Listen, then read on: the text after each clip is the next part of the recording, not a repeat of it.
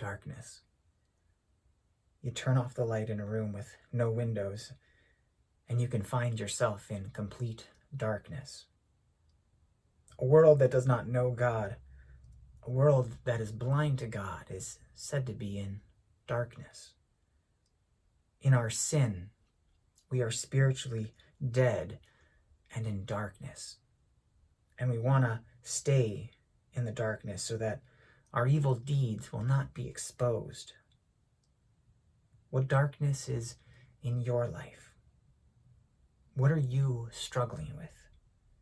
What do you want to hide from others so that they cannot see? The only thing that can get rid of darkness is light.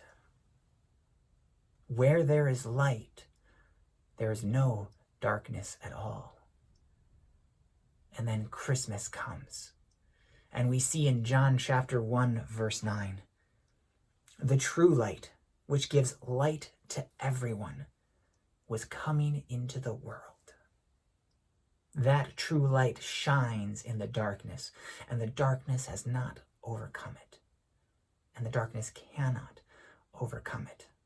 Christ is the light, and he is our light, and he has come into the world.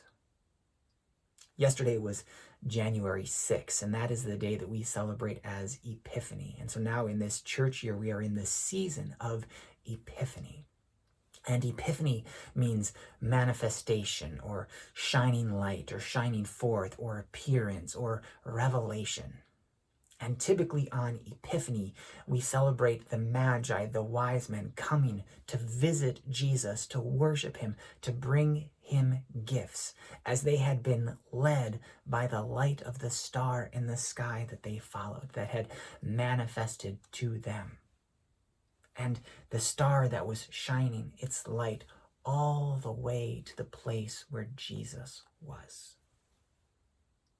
As the light of the star led the Magi to Jesus, today Jesus, the light of the world, shines his light to lead us. And Jesus said in John chapter 8, verse 12, I am the light of the world. Whoever follows me will not walk in darkness, but will have the light of life. Christ is the light of the world that shines in our darkest places. He came to get rid of our sin, for all of the things that lead us into darkness, for all of the things that we want to keep hidden away from others.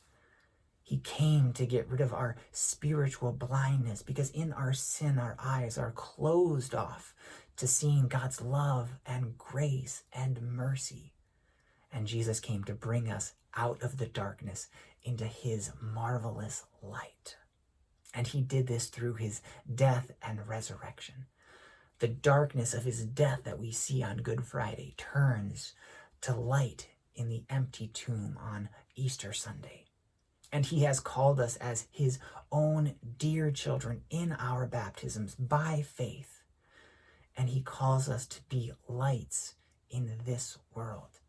Listen to the words from Matthew chapter 5, verses 14 through 16. You are the light of the world. A city on a hill cannot be hidden, nor do people light a lamp and put it under a basket, but on a stand, and it gives light to all in the house. In the same way, let your light shine before others, so that they may see your good works and give glory to your Father who is in heaven. And also remember these words from 1 Peter chapter 2, verse 9. But you are a chosen race, a royal priesthood, a holy nation, a people for his own possession, that you may proclaim the excellencies of him who called you out of darkness into his marvelous light. Today and every day, because Christ is in us and his light is in us, let's shine the light of Christ in the lives of others, that he may call them out of darkness into his marvelous light, the light of eternal life. So take care, God bless, and we'll see you later.